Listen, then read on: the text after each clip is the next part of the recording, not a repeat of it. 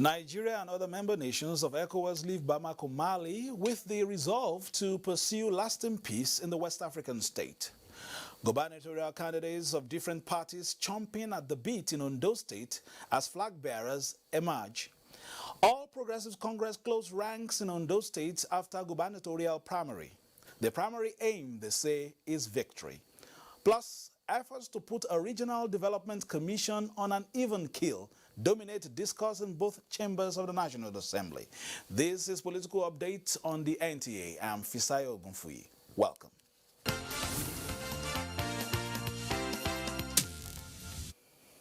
Nigeria's President Muhammadu Buhari this week joined other West African leaders on a high-stakes mission to Bamako, Mali, in a bid to diffuse the escalating tension in that country. An extraordinary meeting of heads of state and government of the sub-regional organization is expected to be held on Monday next week to further deliberate on the issues raised at the mediation talks. Leaving Nigeria for the first time since the outbreak of the coronavirus pandemic 5 months ago, President Muhammadu Buhari, highly respected in the sub-region and beyond as a man of honor and integrity, is here in Bamako on a critical peace mission. This followed his briefing by leader of the ECOWAS mediation mission to Mali, former President Goodluck Jonathan, on the situation in the country. President Buhari therefore joined 4 other ECOWAS leaders, including the ECOWAS chairman, President of Niger, Muhammadu Isufu, to see what can be done urgently towards resolving the lingering political impasse in the country for sustainable peace, democracy, and development. Recalled that following the court order that nullified 31 parliamentary seats and awarded victory to those believed to be favored by government, crisis erupted here, with the opposition insisting that President Ibrahim Boubacar Keïta should resign, although he has 3 out of his second 5-year mandate to execute. A communique that was issued at the end of the ECOWAS last mediation mission to this country, led by former President Goodluck Jonathan, speaks to the urgency of forming a government of national unity, with the following as a sharing formula of membership in the government: 50% for the ruling coalition, 30% for the opposition, and 20% for the civil society. This was rejected by members of the M5 resistance group, and fears are expressed that Mali might be heading for deeper crisis or even a civil war. President Muhammadu Buhari and the ECOWAS leaders do not want such to happen, hence they are resolved towards achieving lasting political solution. Already, they have received adequate briefing from former President Goodluck Jonathan, and thereafter met separately with the political actors in the country, including President Ibrahim Boubacar Keïta and members of the opposition groups led by Imam Mahmoud Dikko, regarded here as highly influential. The meetings were held behind closed doors, and we will keep you informed as soon as the possible agreements are made public. Adam Zambu, Ellen, way of giving us an update on that. Of course, we'll be keeping our eyes locked on that. There's expected to be a meeting also on Monday to see how this is resolved. I recall that Nigeria has continued to play a leading role in the sub-region to make sure that there is peace and tranquility and, of course, progress in the ECOWAS states.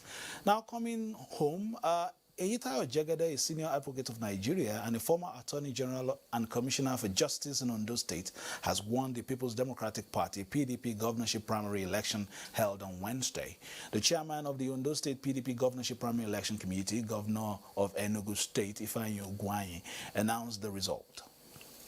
The election, which involved over 2,000 delegates from the 18 local government areas of the state, was conducted in an atmosphere of peace and in compliance with COVID-19 protocols.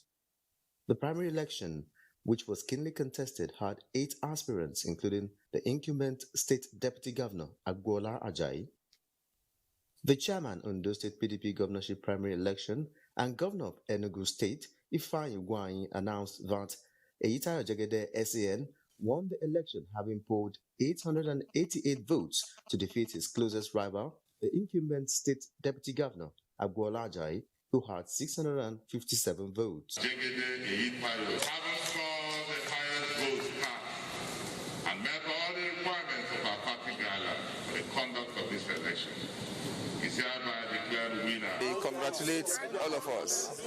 Gratitude to God, gratitude to the people of Ondo State. This is the beginning of great things to come. This is the second time Eyitayo Jegede will be picking PDP governorship ticket, having lost to the incumbent governor Oluwarotimi Akeredolu in 2016.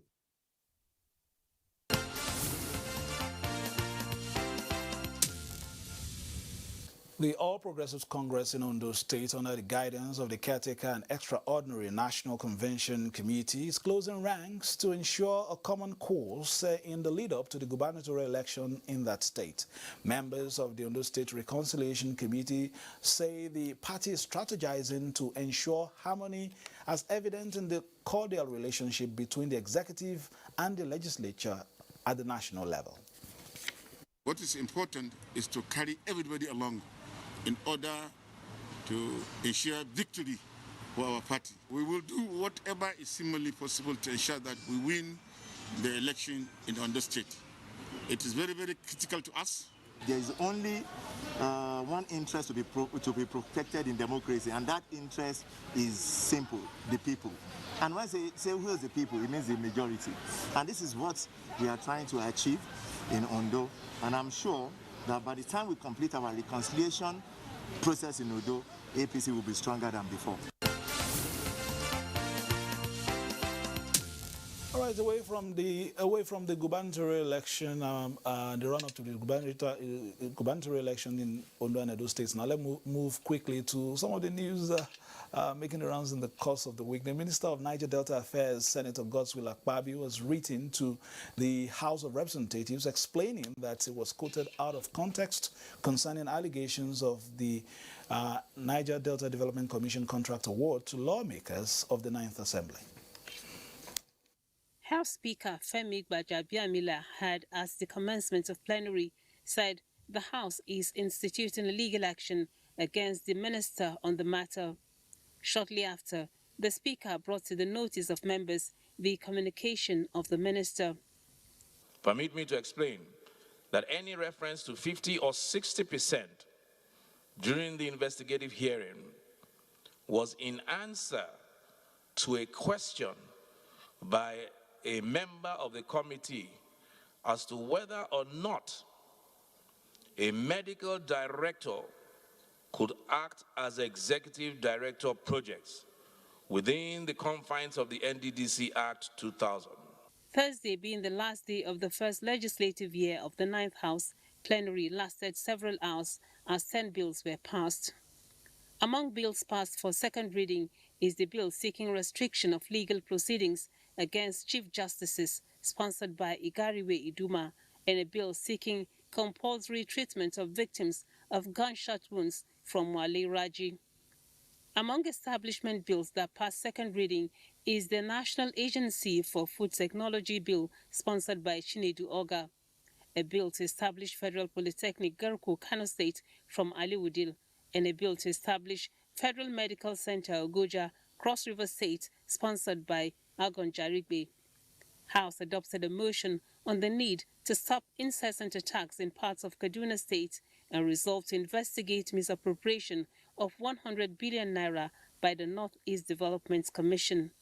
This consistent abuse of procurement laws, if not put in check, may defeat the purpose of the establishment of the commission. The lawmakers urged the repair of a key bridge in Bayelsa, which links communities to other parts of the country, as moved by Fred Ubwa, and urged government to set up National Council on Public Procurement, as moved by Idem Uime, to check flagrant disregard of procurement guidelines by MDAs. House has adjourned for annual recess to resume sitting on 15 September 2020.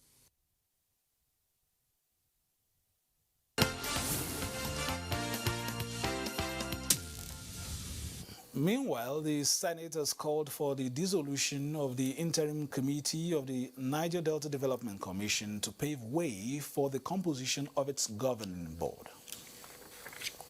In the last 2 months, the Nigerian media has been inundated with stories of alleged financial recklessness in the Niger Delta Development Commission. Both chambers of the National Assembly investigated the allegations, and the report of the Senate Ad hoc Committee has been presented and its recommendations approved. The NDDC Interim Management Committee should therefore be dissolved to pave way for the constitution of the Board of Directors in accordance with the Act. Apart from calling for the disbandment of the Interim Management Committee, the report recommended the establishment of monitoring and advisory committees, the Commission to henceforth report directly to the President, review its corporate social responsibility and procurement process. Senate resolved that the Interim Management Committee should refund a total of 4.9 billion naira paid to staff and contractors in breach of procurement process. This includes the 1.4 billion naira it paid to its staff as palliative for COVID-19. The funds are to be returned to the coffers of the Commission. They talk about spending 3.something billion on COVID. COVID-19 epicenter in Nigeria is Lagos. The minimum is life imprisonment or amputation. That is the solution to corruption in Nigeria. We have large army of youth today, they have no job, we are not safe. They forgot to tell Nigerians how they spend money when there was nobody traveling, no car, no movement, interstate lockdown. We should look at the act itself, establishing the NDDC. Where are the lacunas or the inadequacies? We are on the same page with the executive arm of government on this. It also mandated its committees on ethics, privileges and public petitions to investigate alleged involvement of some members of the National Assembly in the Commission's contract awards. And I knew majority of members of the National Assembly have nothing to do with NDDC. Senate has called on the Federal Roads Maintenance Agency to immediately rehabilitate the spoiled portion of the road that leads to the Mambila Power Plant, that is the Goje Mayo Selbe Gembu Road in Taraba State. It's such that if there is a cut in the road, there will be a total isolation of that region. And that will be dangerous for the project the federal government has set forth to undertake in Mambila. The legislators paid tribute to Nigeria's first female combat helicopter pilot, Tolulope Arotile, who died on Tuesday, 14th of July 2020. I want to urge the federal government to try and provide succor to the immediate family of this young lady. Senate has adjourned to 15th of September 2020 for its annual recess.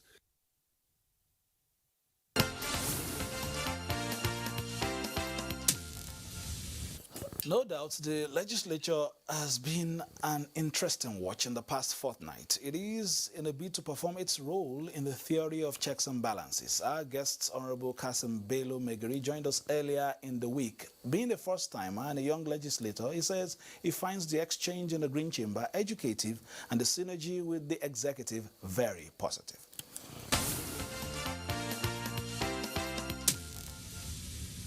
We had a lot of experience in the past 1 year, ranging from the relationship with the all parliamentarians and also our young friends outside there and our constituents in general. Actually, the main problem we have, there's distrust between the leadership and the followership. That's the number one experience I've experienced, the communication gap and the understanding with the real situation on ground. So it's a very good experience and we are trying to make sure we have filled the gap. We have reviewed the budget earlier past and Mr. President have assent to it and he have given the directive for the release of 50% of the capital projects. This is a very good action that we took and it will help in reviving the economy of the nation. And Agric, CBN, they have been trying, they have a lot of programs. Even though there's a lot of challenges, we have some motions to investigate the NARSAT, which is in charge of Agric sector in the CBN. But so far, our people have started enjoying the programs of the federal government. Last week, I was in my constituency. I flagged up a cotton farming associations.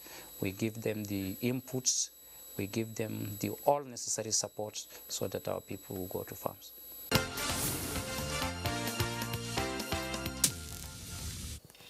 Moving on now, the recent agitations against gender-based violence seems to be getting some traction as there is a ray of hope for victims in Nigeria.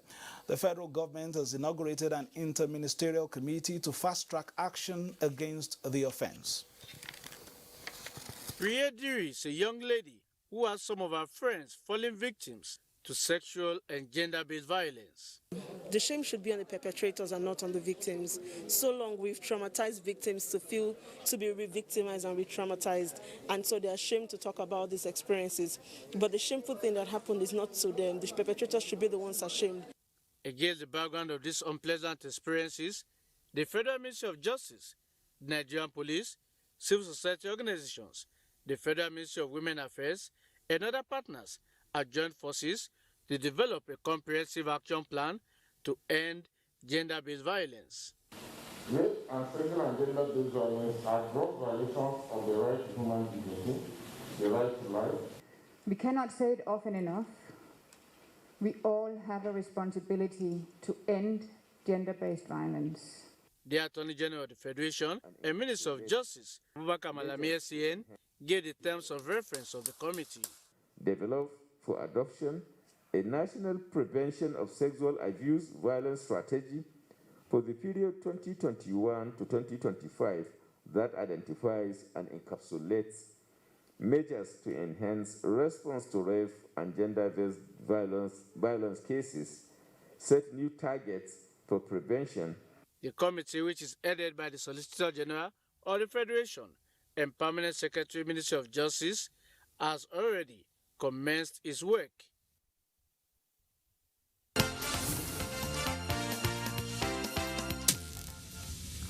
A bit on the nation's containment efforts against COVID-19 now. Now, schools will not reopen until safety measures for pupils and students are guaranteed by all stakeholders in the 3 tiers of government. The Presidential Task Force on COVID-19 gave this clarification during Thursday's briefing. The PTF says coronavirus is still very potent and spreading faster than human efforts to contain it. We had to postpone the briefing for Monday, 20th July 2020, when the tweet from the Honorable Minister of Foreign Affairs, who is a member of the Presidential Task Force, went viral. That singular piece of information in the public space is sufficient proof to Nigerians that the virus is real and does not discriminate. Testing of members has been a regular exercise for the PTF, and that policy would be sustained. It doesn't know whether you are rich or poor, healthy or not, and it is absolutely not an elite disease.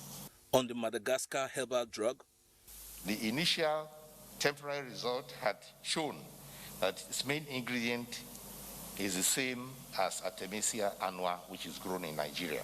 While the preparation at high dose showed activity in reducing frequency of cough, it did not show any evidence that it has a real curative property against the COVID-19 virus. The task force says it will not compromise safety ahead of school resumption.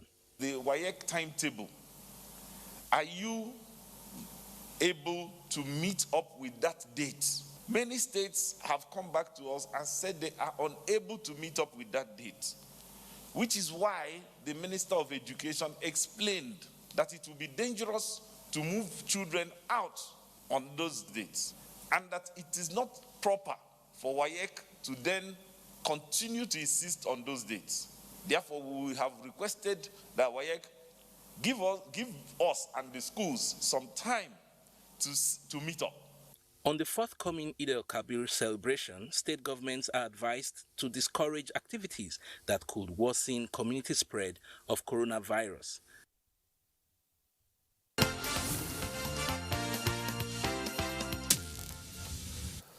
Nigeria has eased its lockdown protocols to ensure a balance in health and wealth However, it is important for owners of businesses to adhere strictly to the protocols so as not to tip this balance. Justin Etim looks into the realities of this delicate balance. On the 30th of January 2020, the coronavirus disease was declared by the World Health Organization as a public health emergency of international concern. Since then, the disease has continued to spread around the globe, and Nigeria at the community stage of transmission. When you have cases of people in communities with COVID-19 that you cannot establish the contacts, you know that there's a community transmission going on. Apart from person-to-person transmission, it is a known fact that coronavirus can be transmitted through contacts with surfaces such as doorknobs in public spaces, tables, exchange of money between individuals, use of ATM machines, among others. But are people aware of this mode of transmission? Yes, I'm aware, and that is why as soon as I finish operating the ATM, I decided to wash my hand. Well, they should have sanitizers in their vehicles, and the passengers as well should have sanitizers in their bags, so that as soon as you exchange, you can sanitize your hands. Experts say to prevent the spread of COVID-19 in public spaces, owners of businesses must adopt these measures to stem the spread of the disease. It's very important for people who own businesses to have their buckets, soap and water in front of their business premises, and of course hand sanitizers. It's important that for people who have restaurants, you don't sit in, you just buy and you leave. The disease, which is presently in every state of the Federation and is at this community stage, is a cause for concern by health experts, which again reiterates the need for all and sundry to protect themselves.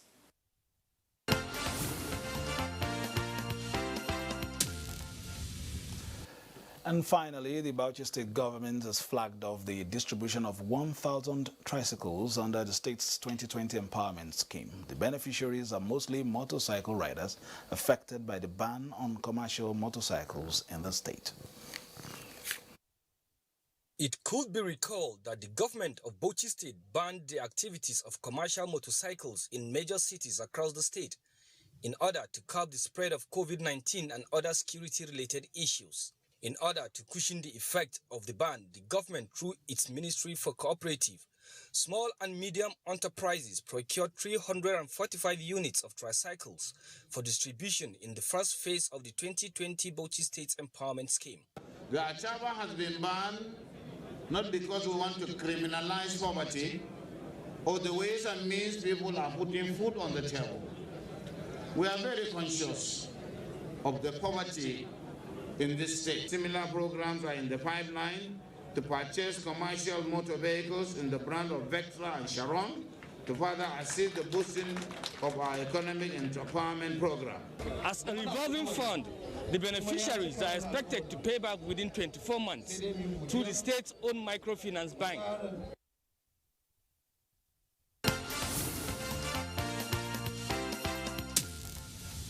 That concludes Political Update for today. Just to tell you that we'll be having our eye on the elections series as soon as possible to be giving you an update on what is happening exactly in Edo State, and after that, of course, in Ondo State. My name is Fisel Gunfui, thanking you for joining us and urging you to stay with the Nigerian Television Authority, where we give you the very best of news, reviews, previews, and interviews. Enjoy the rest of your weekend. Bye-bye now.